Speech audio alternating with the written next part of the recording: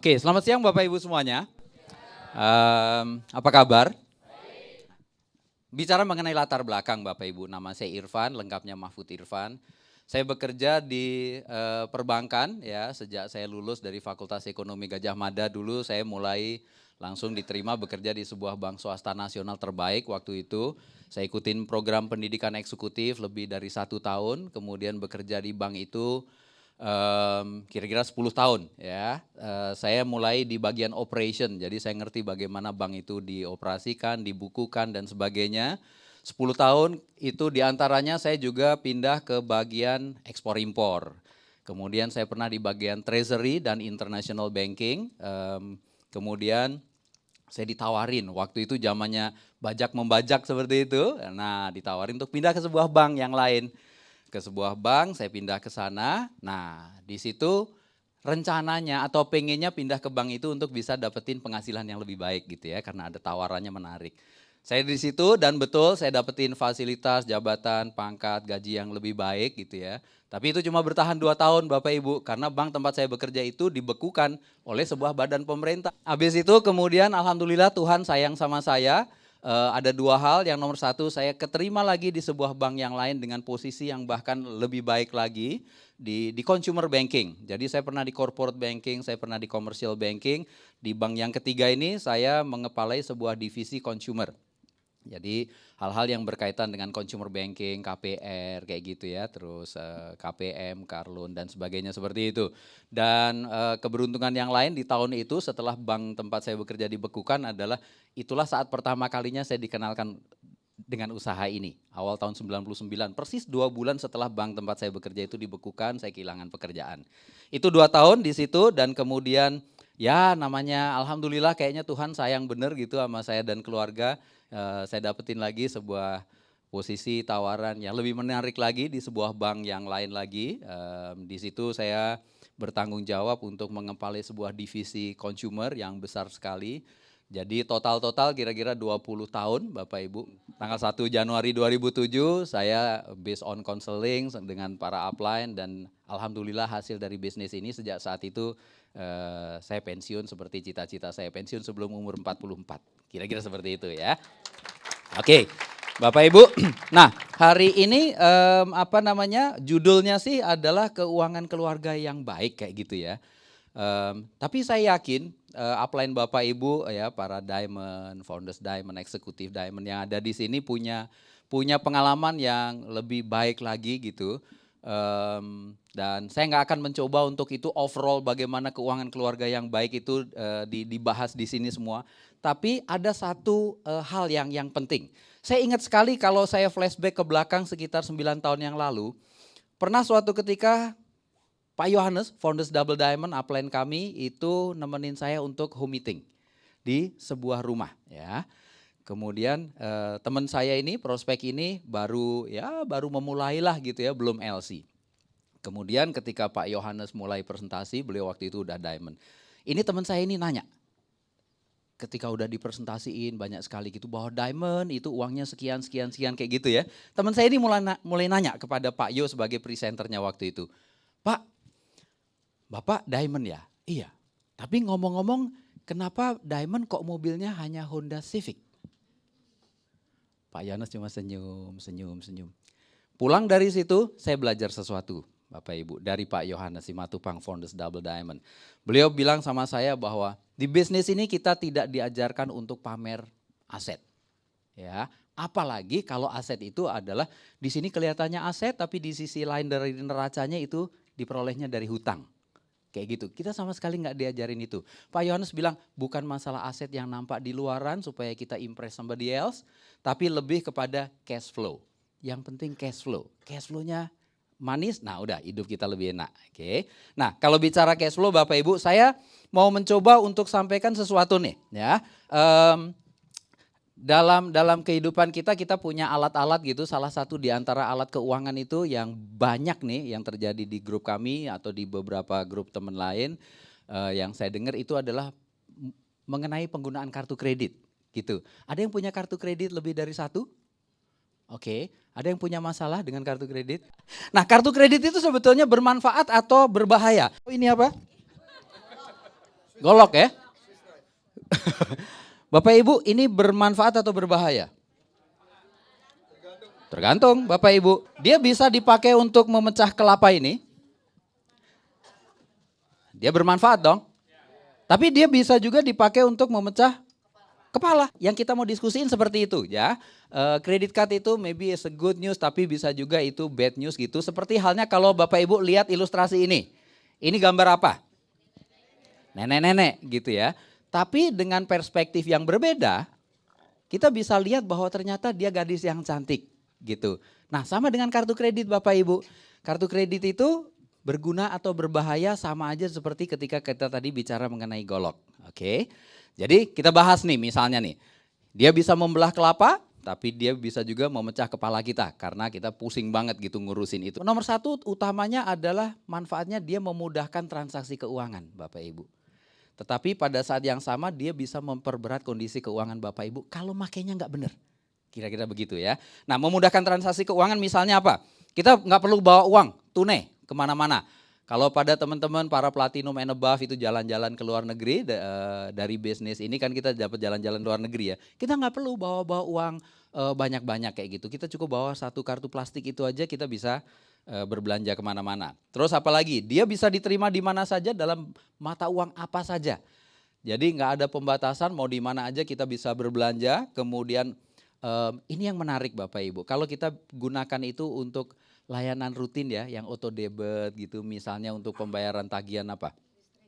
Listrik gitu ya, air, telepon, BDP, Business Development Program gitu ya.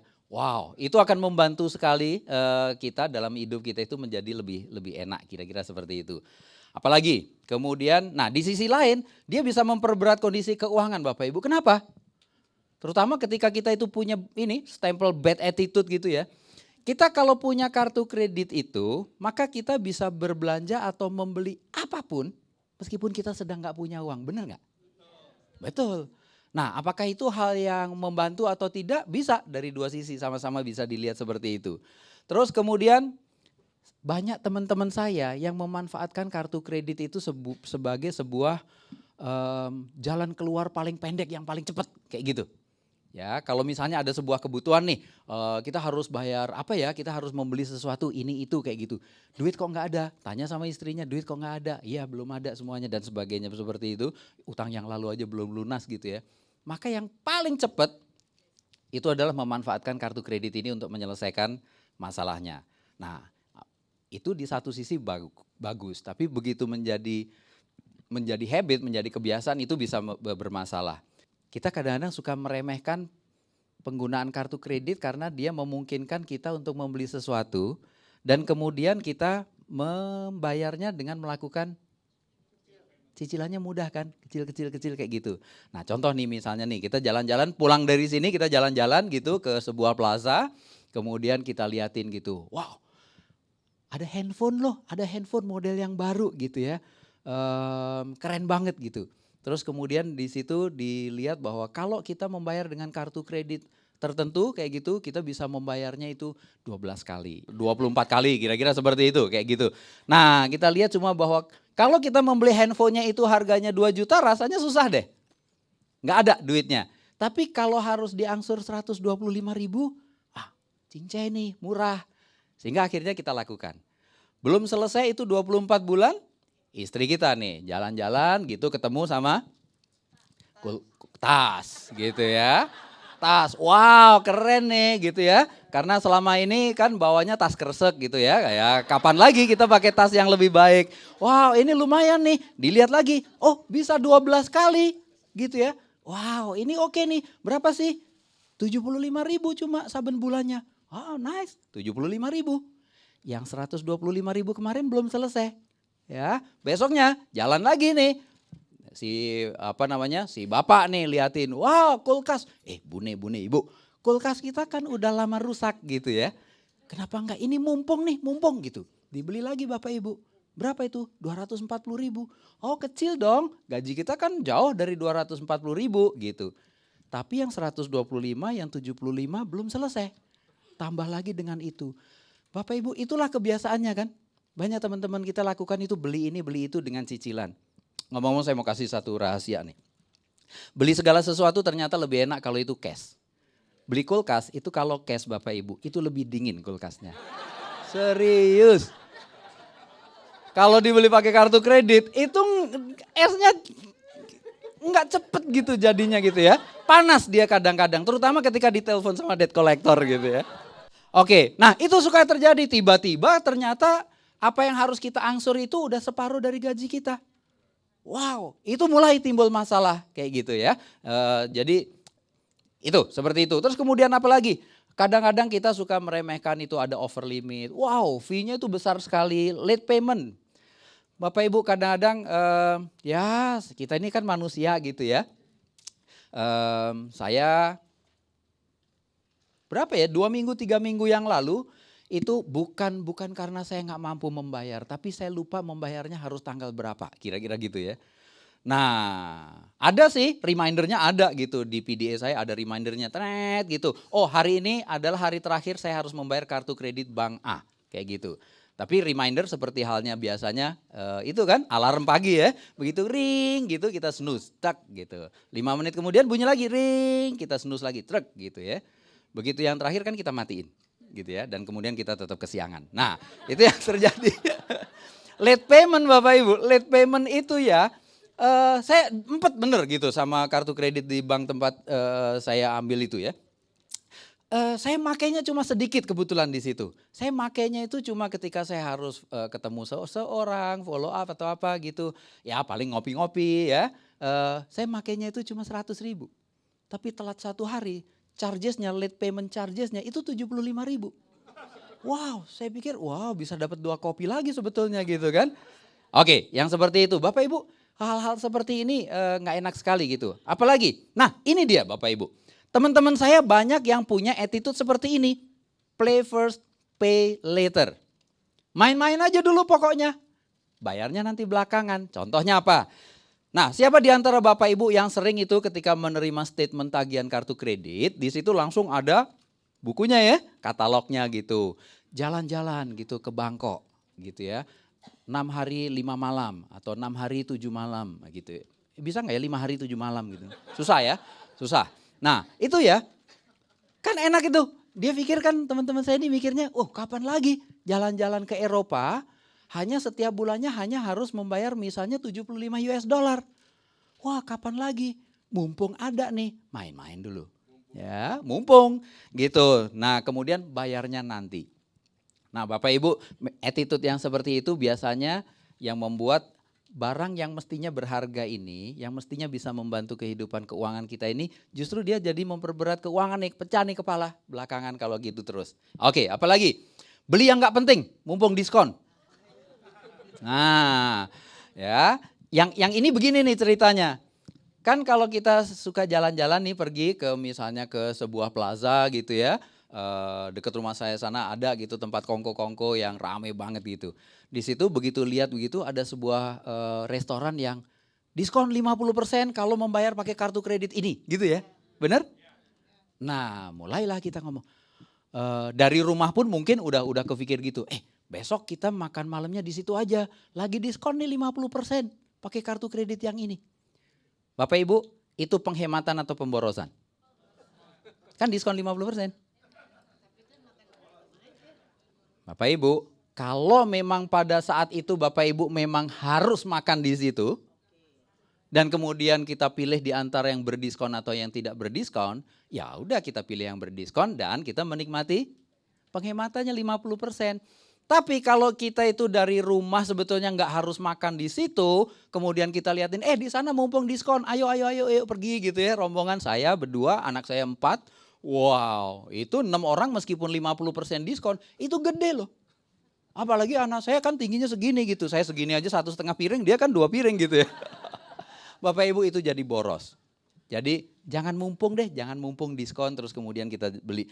Beli hanya yang benar-benar penting. Nah, apalagi dia adalah solusi keuangan yang efektif Bapak Ibu, kartu kredit itu. Dan ekonomis sebenarnya.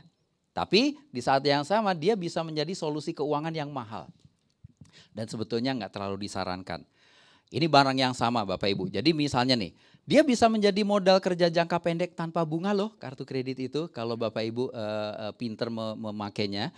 Nah, contohnya bagaimana? Saya kasih lihat ini, seperti ini. Bapak Ibu lihat di situ ya. Dia bisa menjadi modal kerja jangka pendek yang murah meriah tanpa bunga kalau misalnya begini. Ini sebuah garis waktu Bapak Ibu. Ya. Di sini ada kalau Bapak Ibu perhatikan di sebuah kartu kredit itu ada tanggal cetak tagihan. Misalnya 25 Maret. Ada tanggal jatuh tempo, tanggal 10 April, seperti itu.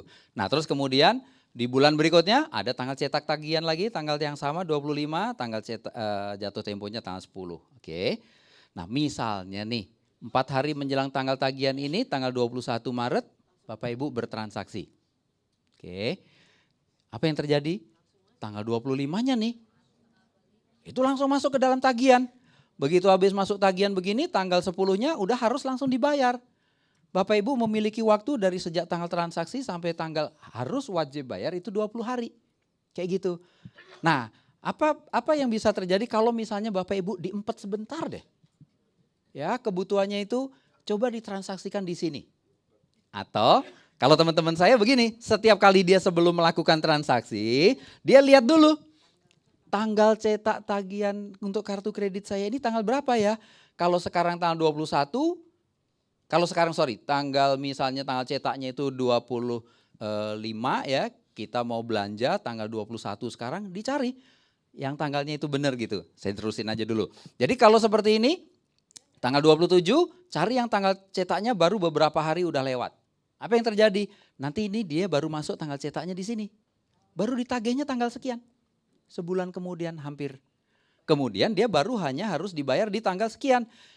Bapak Ibu punya waktu 44 hari loh. Dibandingin yang tadi gitu ya. Nah gunanya apa gunanya Bapak Ibu? Bapak Ibu perhatikan tanggal cetak tagihan ini. Tapi yang paling penting sebetulnya adalah Bapak Ibu perlu membayar lunas 100% sebelum jatuh temponya. Kunci untuk pemanfaatan kartu kredit itu adalah itu. Gunakan kartu kredit mau kayak apa nggak masalah. Asal Bapak Ibu bayar 100%.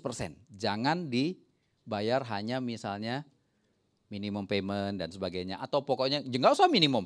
90% itu juga bagus sekali gitu ya. Tapi pokoknya asal tidak lunas 100%, Bapak Ibu ntar akan lihat bagaimana itu konsekuensinya. Pokoknya dibayar aja sebelum tanggal jatuh temponya. Kira-kira seperti itu ya. Nah sekarang bagaimana memanfaatkan itu? Itu tadi kan risiko atau konsekuensinya ya. Sekarang bagaimana memanfaatkannya Bapak Ibu? Kalau misalnya tanggal 27 ini Bapak Ibu belanja 1 juta rupiah. Bapak Ibu mempergunakan yang cetak tagihannya tanggal 25. Berarti ini baru masuk nanti tagihannya di sini ya. Nah terus misalnya nih tanggal 27 akhir bulan Bapak Ibu mulai menelepon prospek nih. Mau belanja apa? Bla bla bla dan seperti itu ya. Kebiasaan kita banyak yang begitu kan. Nah, boleh deh belanja ini. Bapak Ibu menelepon udah jam 9 malam gitu. Kalau dia suruh transfer mau transfer lewat mana gitu ya. Nah, jadi tolong dong boleh lah bayarin dulu. Besok saya transfer. Kalau besoknya Bapak Ibu udah dapat uang dari dia, bayarkan langsung nih. Bayarin langsung aja. Plug di situ boleh, di situ boleh, di situ boleh. Terserah di mana aja, di sana boleh.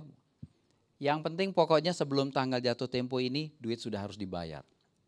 Dengan begitu transaksi tetap bisa dijalanin ya. Bapak Ibu nggak harus nombokin. Pergunakan kartu itu untuk melakukan itu asal yang penting disiplin nih. Untuk begitu ada pembayaran maka jangan kemana-mana itu pembayarannya langsung dipakai aja untuk melunasi. Meskipun belum jatuh tempo Bapak Ibu. Bahkan kadang-kadang saya kepada teman prospek atau downline yang saya bisa percayain. Kadang-kadang saya nanya, lo ntar transfernya gimana? Gini deh, bisa nggak kamu transfernya di situ pembayaran langsung ke kartu kredit saya aja deh.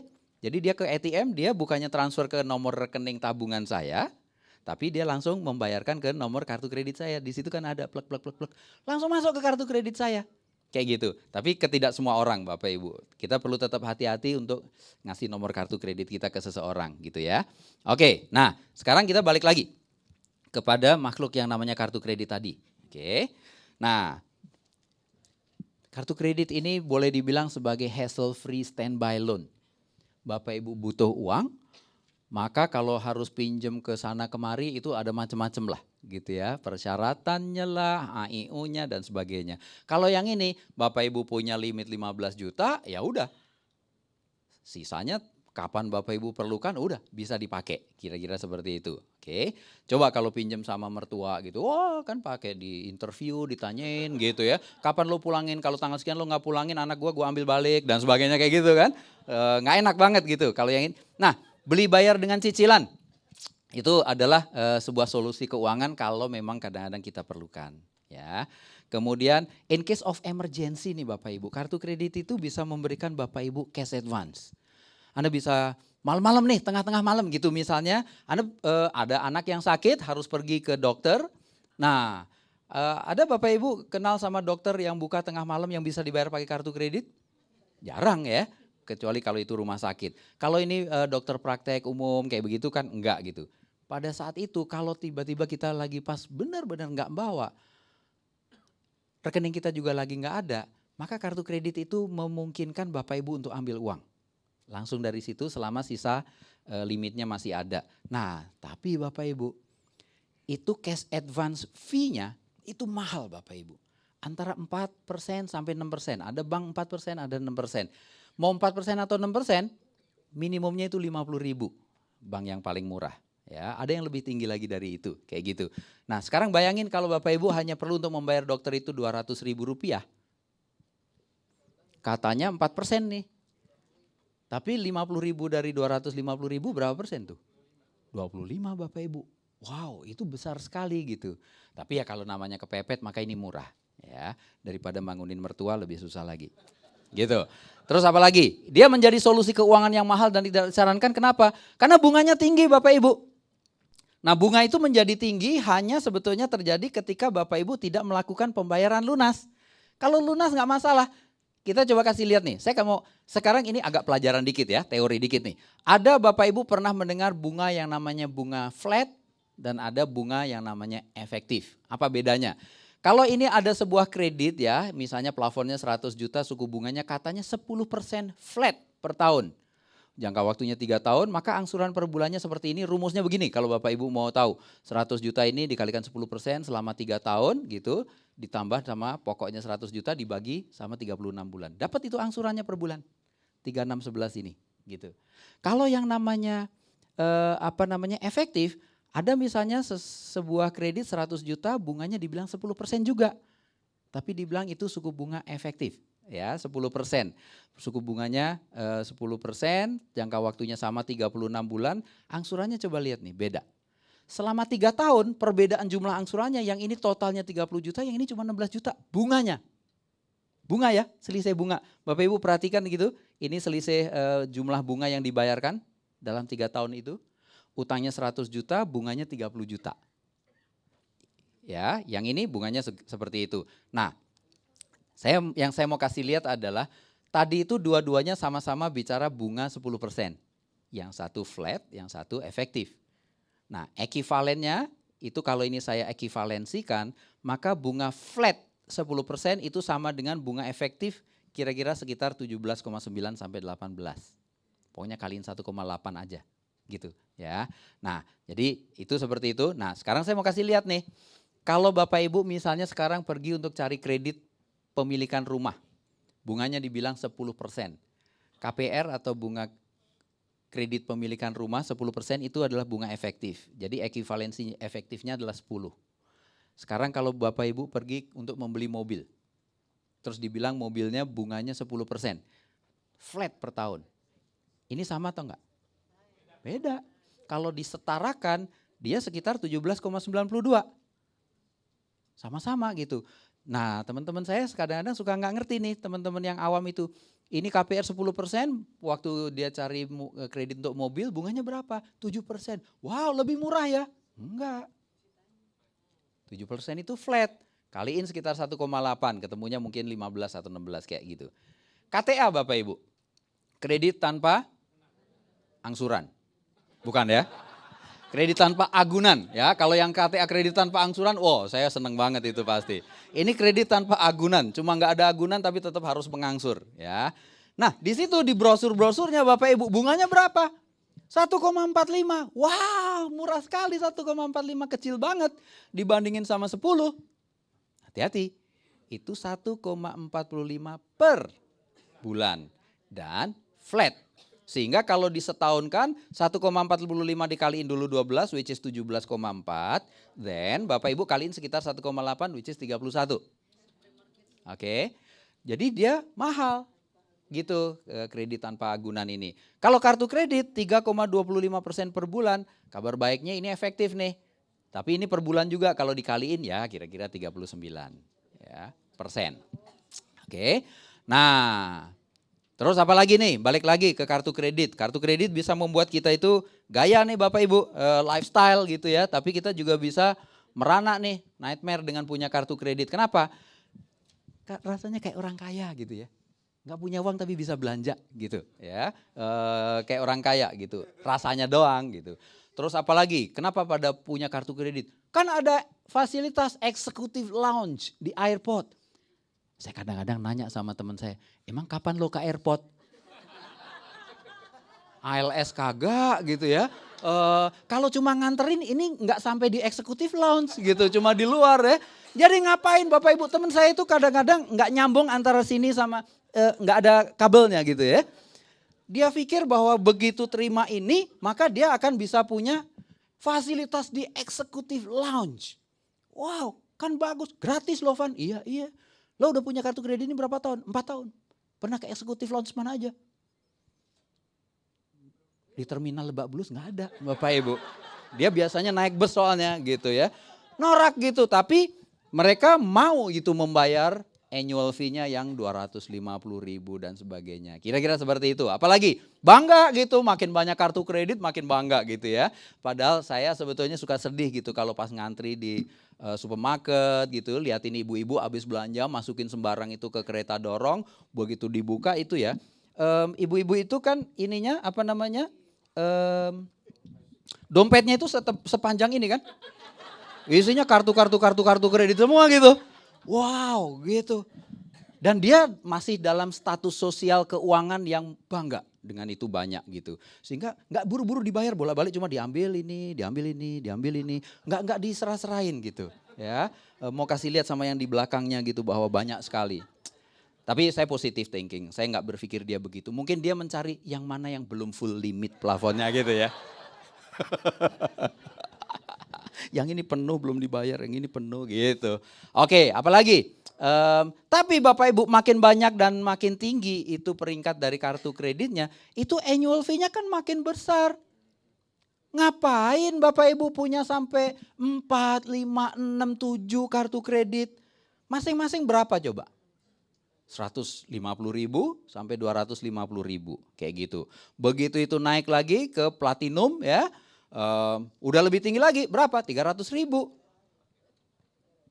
Ngapain punya kartu kredit platinum? Going platinum aja itu ada duitnya gitu loh. Ya ngapain LC tapi itunya platinum? Mending platinum nggak punya kartu kredit gitu kira-kira gitu. Oke. Platinum itu mahal sekali Bapak Ibu. Saya pernah punya sebuah kartu kredit ya. Yang annual fee-nya itu dalam US dollar yang kalau misalnya disetarakan gitu sekitar saya harus membayar 1,2 juta rupiah per tahun. Kayak gitu, annual fee-nya aja. Tapi berhubung ya temen gitu dikasih, udahlah Van nih gue kasih, lo kan sering ke luar negeri, ya deh gitu ya. Saya ambil, saya pakai. Tapi begitu jatuh tempo saya nggak mau perpanjang lagi gitu. Wah yang namanya mereka ini encourage terus kan. Pak Irfan kenapa nggak mau diperpanjang? Iya saya nggak perlu sih, saya cukup dengan 2 ini aja saya bilang. Tapi kan ini fasilitasnya banyak, oke sih mbak nggak masalah gitu. Wah terus gitu kan ditanyain gitu. Belakangan saya balik nanya, ngomong-ngomong mbak udah berapa lama di bank itu gitu. Ya 7 tahun gitu. Seneng ya mbak ya kerja di situ. Ngomong-ngomong terfikir nggak untuk melakukan sesuatu yang lain? Next.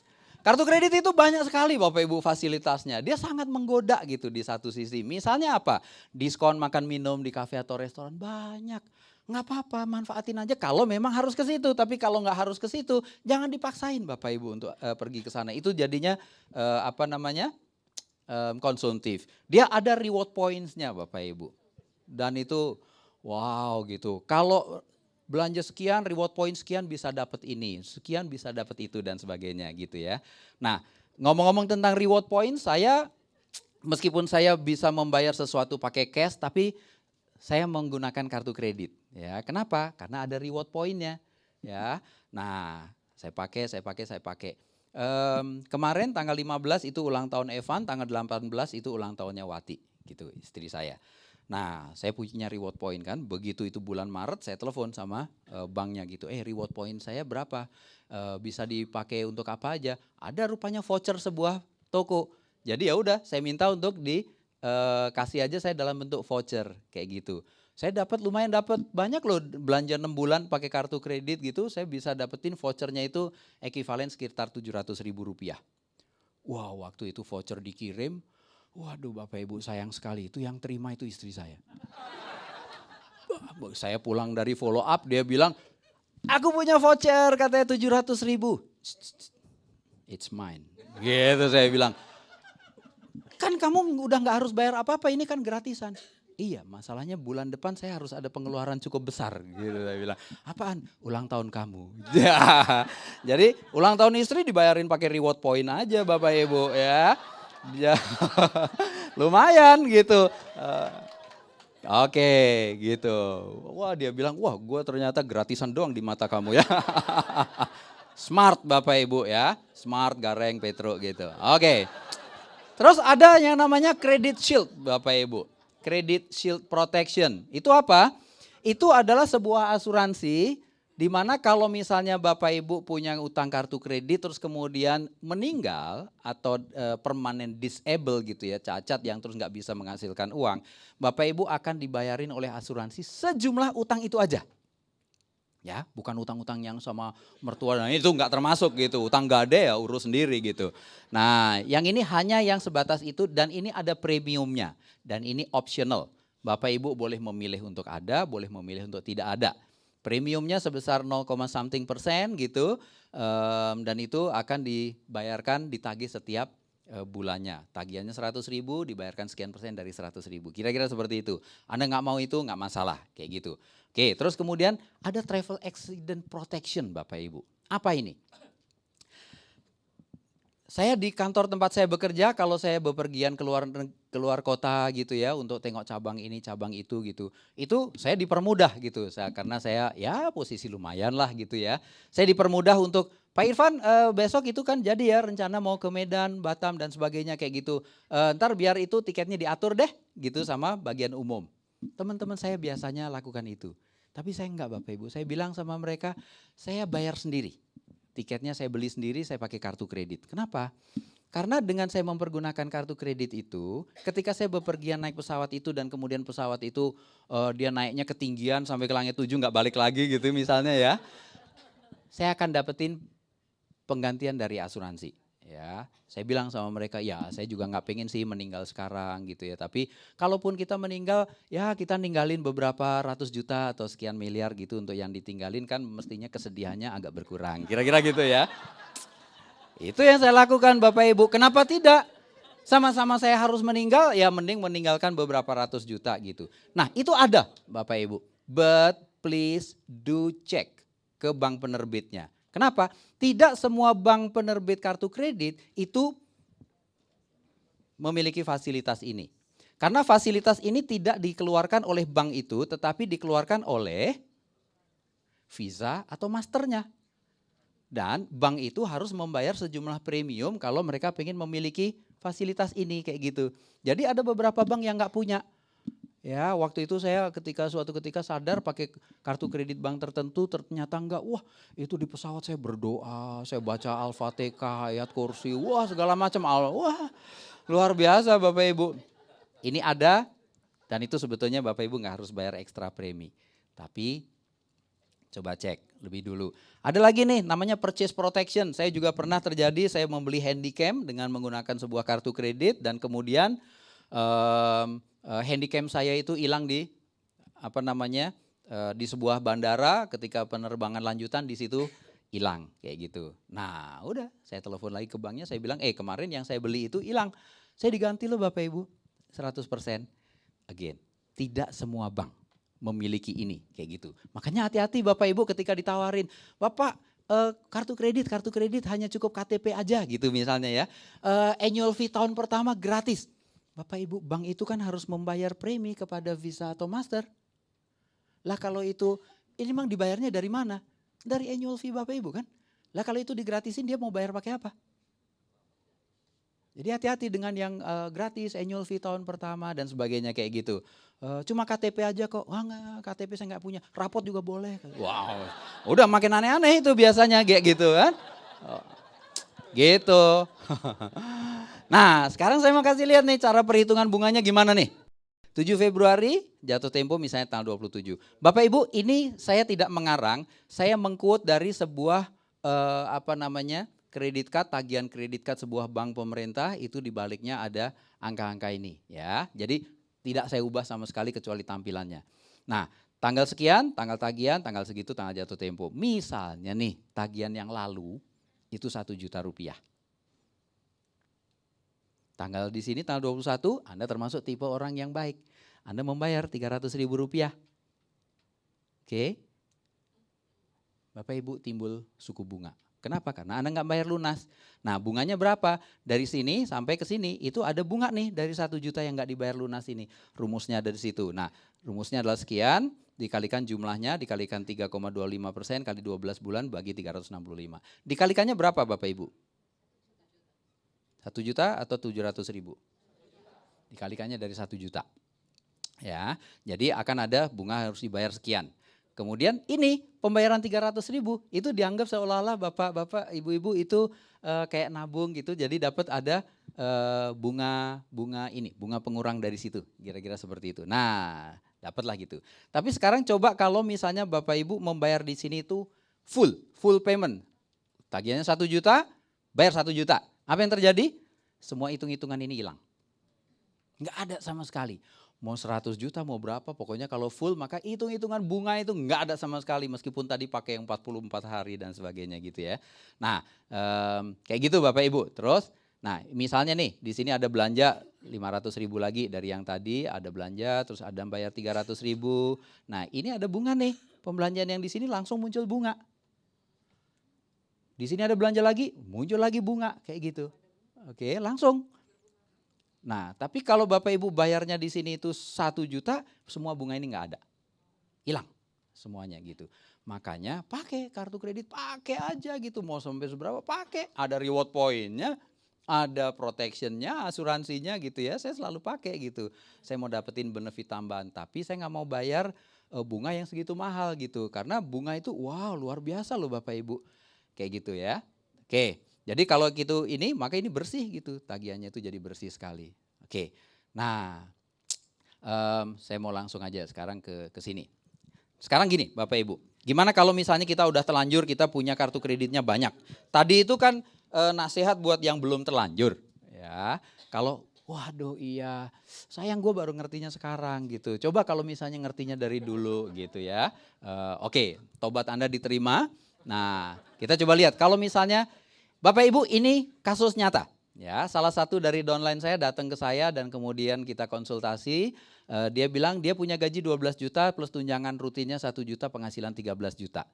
Bapak Ibu, menurut Bapak Ibu penghasilan 13 juta gini hari itu termasuk oke atau enggak? Oke banget. Ada yang 20 tahun nggak nyampe-nyampe di situ juga gitu kan, di kantornya gitu. Nah ini dia dapat dari kantornya 13 juta. Dia bilang dia mengaku ke saya untuk kebutuhan rumah tangga 5 juta rupiah dan kemudian dia punya angsuran untuk KPR. Besarnya 3,3 juta rupiah gitu. Dulu KPR-nya 275, udah diangsur selama 3 tahun. Dan masih 258. Can you imagine? 275 juta, jalan 3 tahun diangsur saben bulannya 3 juta. Dan sekarang masih 258. Turunnya berapa? Oke. Hitung sendiri ya. Oke, dan saya kepala bagian KPR, oke? Nggak turun-turun ya. Kartu kredit yang pertama dia punya itu 12 juta tagihannya, bukan plafonnya. Tagihannya 12 juta sehingga harus dibayar minimum paymentnya 10% kan? 1,2. Kartu kredit yang kedua dia punya itu 30 juta tagihannya sehingga karena dia nggak bisa membayar all 30 juta dia membayar minimum payment which is 10%. Lain-lainnya 1 juta, total pengeluarannya 13,5. Jadi akhirnya dia tekor. Tekornya ditutup dari mana? Kartu kredit lagi. Ketika belanja apa pakai kartu kredit. Jadi ini turun sedikit, naik lagi, turun sedikit, naik lagi kayak gitu. Ya. Nah, itu yang terjadi Bapak Ibu. Terus kemudian ngobrol sama saya gitu, saya nanya, ngomong-ngomong Ibu apa sih yang jadi apa namanya goals Ibu ngejalanin usaha ini? Kepinginnya apa sih? Akhir tahun ini pengennya apa? Dia bilang, saya cuma pengen bisa menabung 2 juta sebulan. Oh gitu, oke kita coba bahas ya, saya bilang gitu. Nah, dia punya KPR plafon awalnya 275, sudah jalan 3 tahun, bunganya katanya 11%, dan sehingga masih harus diangsur 12 tahun lagi karena 15 tahun. Oke, nilai rumah karena udah 3 tahun yang lalu, dulu nilai rumahnya 350 juta, sekarang menjadi 500 juta lebih. Jadi rumahnya udah naik. Oke, sekarang kartu kreditnya dia selalu membayar minimum payment 10%. Nah, saben bulan defisit ini ditutup lagi dari kartu kredit. Oke, alternatif solusinya apa Bapak Ibu? Jual rumah terus camping gitu Pak? Boleh gitu ya. Nah, yang nomor 1 kita kurangin nih pengeluarannya. Ya, nomor 2 naikin income-nya. Atau gabungan dari keduanya. Mana yang paling gampang? Naikin income yang benar. Ya. Kurangi pengeluaran kan? Ya. Kurangin pengeluaran Pak yang paling gampang, dia nanya gitu. Terus saya nanya, yang lu mau turunin apanya? Anak-anak nggak usah sekolah misalnya ya gitu, boleh gitu. Atau ya makan cuma 20 hari, 10 harinya puasa, kan lebih cepat naik surga tuh, kayak gitu. Nggak bisa, nggak bisa, dia mengaku 5 juta ini saya nggak yakin kok 5 juta, pengeluarannya pasti lebih dari itu. Nah Bapak Ibu, oke kita kurangin pengeluaran tapi jangan dari yang rumah tangga, dari yang kita coba lihat dari struktur yang ini. Saya bilang sama dia, ya oke sebelum itu, bunga yang dibayar dari kartu kredit dia saya minta tagihannya. Kartu kredit yang pertama itu dia harus membayar segitu, bunganya sebulan 355, yang kedua itu dari sini 887. Sehingga total bunga yang harus dibayar besar sekali Bapak Ibu. Dan celakanya apa? Dia sudah membayar 10% angsuran minimum kartu kredit itu berbulan-bulan. Baru saat itu di depan saya dia sadar bahwa, Pak, jadi selama ini saya membayar ini berapa jadi? 4,5 juta, yang 1,3 ini untuk bunga doang. Ya Ibu kan bisa lihat sendiri. Oh gitu ya Pak ya. Ya, nah udah dia sadar, hampir keluar. Wah itu matanya ya, saking dia kaget gitu. Kayak gitu. Nah terus oke kalau gitu kita gimana kalau misalnya begini Bu. Ini 42 juta kartu kredit ini totalnya 42 juta lunasin semua deh. Ya saya pengennya begitu Pak gitu. Ya kita coba. Nah terus gimana caranya? Datang ke bank, kan utang kartu kreditnya tinggal 258. KPR ya, KPR, dan rumahnya kan sekarang udah 500 juta lebih. Minta tambahan fasilitas, namanya top up facility. 42 juta, sehingga KPR-nya 258 menjadi 300. Yang 42-nya buat apa? Buat ngelunasin kartu kredit ini. Kayak begitu. Jangka waktunya, minta KPR-nya ini diperpanjang lagi aja jadi 15 tahun. Nah kayak gitu. Jadi apa yang terjadi Bapak Ibu? Yang terjadi kira-kira jadi begini. Ini tetap penghasilannya KPR-nya menjadi 300 juta, jangka waktunya diperpanjang lagi jadi 15 tahun. Nah apa yang terjadi? Angsuran KPR-nya naik menjadi 3,4 dari 3,3. Naik 100 ribu cincay dong. Tapi 42 juta rupiah yang hasil top up itu bayarkan untuk kartu kredit lunas. Apa yang terjadi? 5 jutanya tetap, ini tetap pengeluarannya tinggal 9,4. Apa yang terjadi? Dia surplus 3,6 juta. Hanya dari restrukturisasi itu. Cita-citanya sudah tercapai. Besoknya nggak infonet lagi udah kan. Udah tercapai cita-citanya. Ternyata cita-cita bisa tercapai tanpa harus gold ribbon gitu. Wah.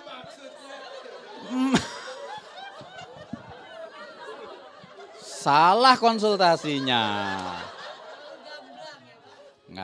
Enggak terjadi seperti itu. Itu kan bercandanya doang ya. Nah, Bapak Ibu, apa yang bisa dilihat dari balik ini? Kemarin cash flow-nya negatif. Bapak Ibu, gimana caranya membangun bisnis ini dengan beban yang berat sekali gitu. Backpacknya di punggung itu berat sekali gitu. Nggak bisa berpikir jernih gitu. Ditawarin sama upline-nya gitu untuk, Pak besok BBS, tiket BBS sudah punya belum gitu. Sudah Pak, berapa banyak? Baru separuh sih gitu. Oh separuh buku? Enggak, separuh aja gitu. Oh 27.000, oh boleh gitu ya. Orang nggak ada duitnya dipakai buat beli gimana? Kita ngomongnya Bapak kan ILC gitu, mestinya kan punya lah gitu stok itu 5, 10, 15, katanya 15 PE, punyanya cuma 2. How can? Nggak bisa. Tapi ketika sekarang itu cash flow-nya positif nih 3,6 juta, kira-kira dia mau nggak naikin BDP-nya jadi professional plus English? Mau, orang punya duit sekarang. Kayak gitu. Mau nggak kira-kira dia invest, membeli tiket lebih banyak 5, 10. 10 tiket BBS cuma berapa? 550, dia punya 3,6, cita-citanya cuma 2 juta gitu. Masih ada 1,6 juta untuk digulirkan gitu di bisnis ini. Kira-kira seperti itu. Nah Bapak Ibu, ini bukan solusi akhir dari masalah dia. Kenapa? Hutangnya masih banyak, 300 juta sampai 15 tahun. Jadi ini solusi tahap 1. Untuk membuat cash flow kita itu jadi ringan, kita bisa berjalan lebih baik, ya cash flow-nya lebih enak untuk menjalankan usaha ini. Habis itu bangun bisnis ini benar-benar, ya. Kalau misalnya dia platinum aja deh, bisnis skala 1 6,6 juta rupiah. Dan semuanya itu ditabung. Untuk mendapatkan 300 juta kira-kira perlu berapa bulan? 50. 50 bulan, 300 jutanya udah lunas lagi dong. Ya, nggak lama gitu. Oke, kira-kira seperti itu. Jadi ide dasarnya Bapak Ibu dari ide tadi itu adalah menukar dari something very hot dan menyiksa begini ke sesuatu yang lebih sejuk gitu. Kira-kira begitu ya. Dari utang kartu kredit nih yang suku bunganya sangat tinggi itu dan dia jangka waktunya kan besok harus dibayar kan kartu kredit itu. Nggak bisa berapa bulan kayak gitu, enggak. Minimum paymentnya jadi besar dari yang tadi contoh tadi. Sekarang dia menjadi ditukar ke kredit yang lain, which is itu contoh saya KPR, suku bunganya lebih rendah, jangka waktunya bisa lebih panjang, sehingga angsuran per bulannya lebih kecil, sehingga cash flow-nya itu jadi positif, jadi lebih sehat. It's a matter of cash flow Bapak Ibu. Dan dia lakukan. Ya, dia lakukan itu, cash flow-nya sekarang menjadi lebih baik, kira-kira seperti itu. Oke, next. Contoh kasus lain nih. Ada dari downline saya lagi nih, dia punya 7 kartu kredit dari 5 bank, total tagihannya itu 50 juta rupiah. Statusnya sebagian dari 7 kartu kredit itu sudah macet gitu. Nah, minimum payment yang harus dilakukan kan ya anggap rata aja 10% dari totalnya, maka 5 juta kan. Jadi apa? Solusi pertama yang bisa dilakukan, jual aset deh. Ngapain punya aset tapi punya utang? Kayak gitu, jual aja. Bapak punya aset apa? Jual aset, punya uang, terus kemudian lunasin semua kartu kreditnya. Anda punya mobil yang kedua misalnya, jual aja mobilnya. Ngapain? Punya mobil tapi punya utang, itu sering mogok Bapak Ibu. Ya, jalanan lengang tapi tetap aja nggak maju gitu. Anda punya saham, wah saya nggak punya saham. Tapi ketika saya ngobrol ternyata orang ini tuh punya EMSOP itu ya, Employee Stock Option gitu. Ngapain lo punya stok di sana gitu? Udahlah, selesain aja gitu. Saya punya EMSOP bolak-balik, begitu dapat hari ini, besoknya saya nggak lihat harganya berapa, pokoknya saya cairin gitu. Saya langsung jual aja. Ya, uangnya saya pakai untuk melunasin lagi utang-utang saya. Utang saya banyak. Ya, 31 Desember 2006 lunas. Punya sawah gitu ya. Sawah ladang. Punya deposito gitu. Udah set off aja lah Bapak Ibu. Nilai tunai asuransi ya Bapak Ibu, kalau Anda punya asuransi itu di tengah jalan sebetulnya ada nilai tunainya kalau Bapak Ibu mau mengambilnya gitu daripada utang-utang ya. Terus kemudian apalagi perhiasan gitu. Aduh perhiasannya banyak gitu ya, jalannya sampai tesi banget gitu ya. Tapi punya kartu kredit atau justru perhiasan itu ada karena utang kartu kredit kayak gitu. Makin lama nggak berkilau Bapak Ibu, serius gitu. Rumah yang kedua gitu, jual aja. Tanah kosong, motor gede, anturium. Buat apa punya daun?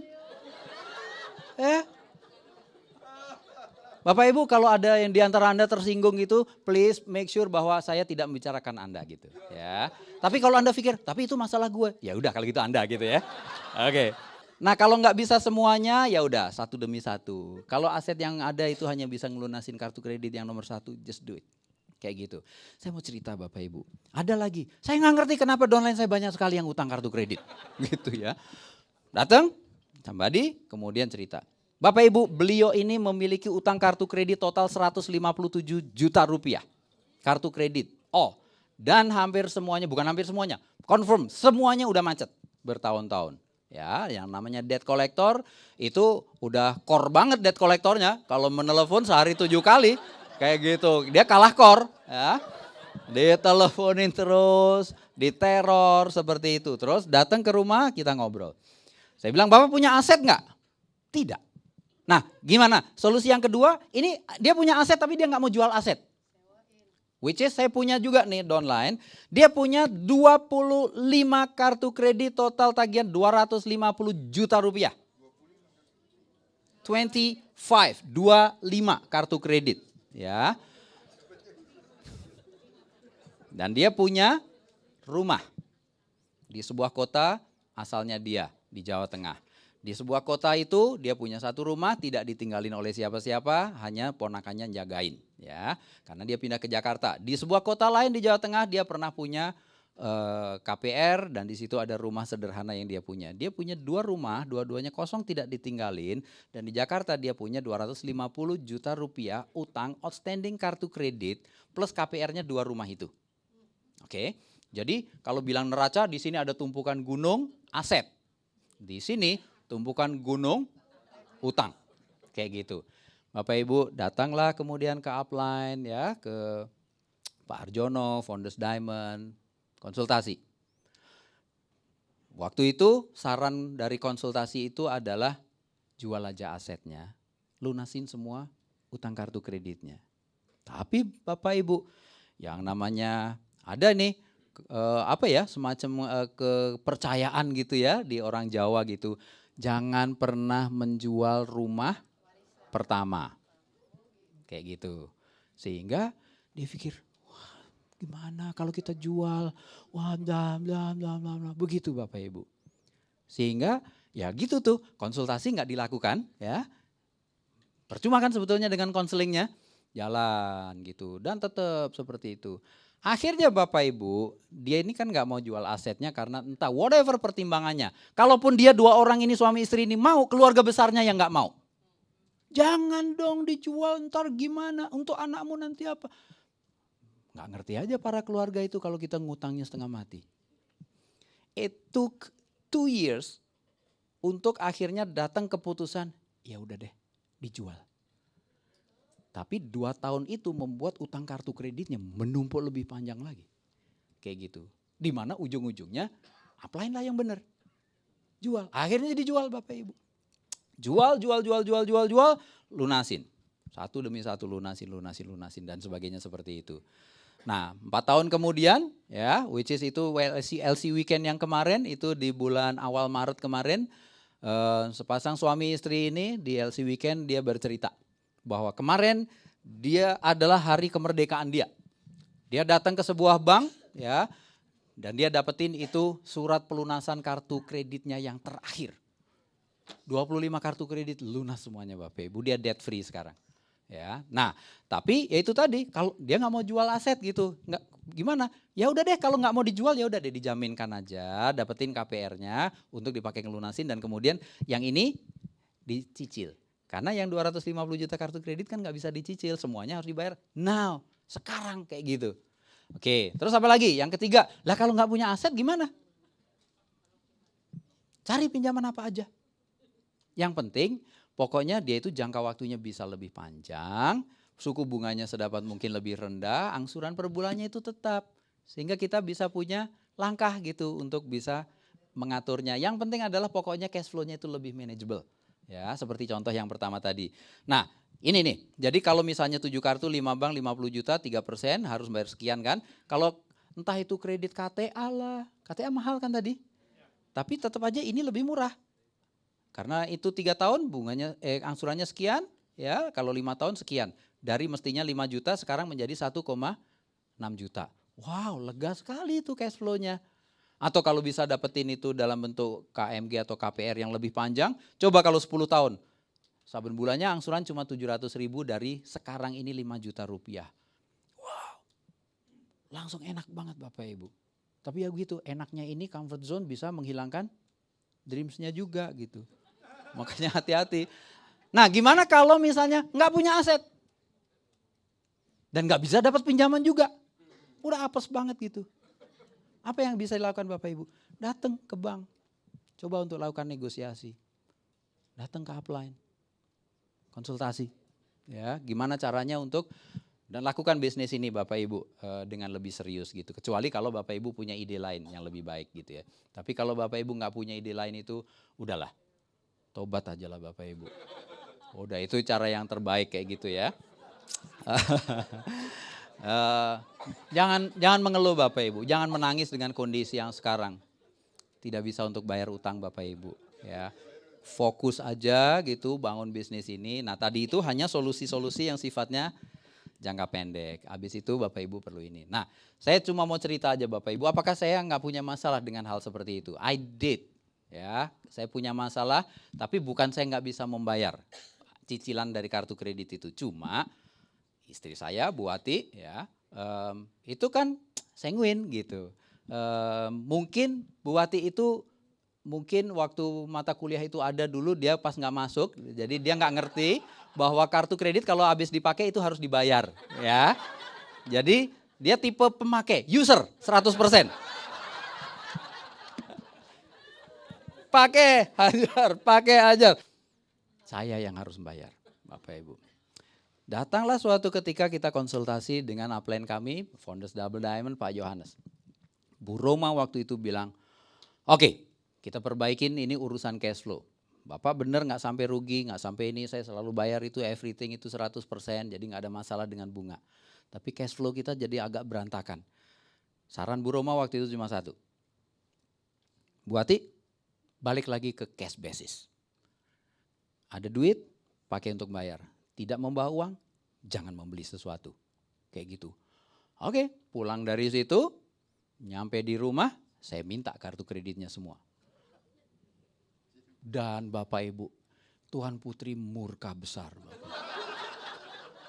Dia tersinggung sekali. Tapi saya bilang, kita kan datang ke upline dan bertanya dan kita konsultasi.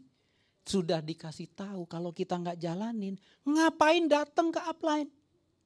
Datang ke upline ya udah pahit-pahit seperti apa, just do it gitu. Bapak Ibu akhirnya ya udah nggak ada kartu kredit dia semuanya saya pegang, nggak saya hancurin sih semuanya pokoknya saya pegang. Akhirnya cash basis Bapak Ibu. 1,5 tahun kemudian saya mulai berpikir bahwa oke deh gitu. Saya kasih lagi kartu kredit lagi. Ya suplemen dari saya punya. Nih kartu kredit.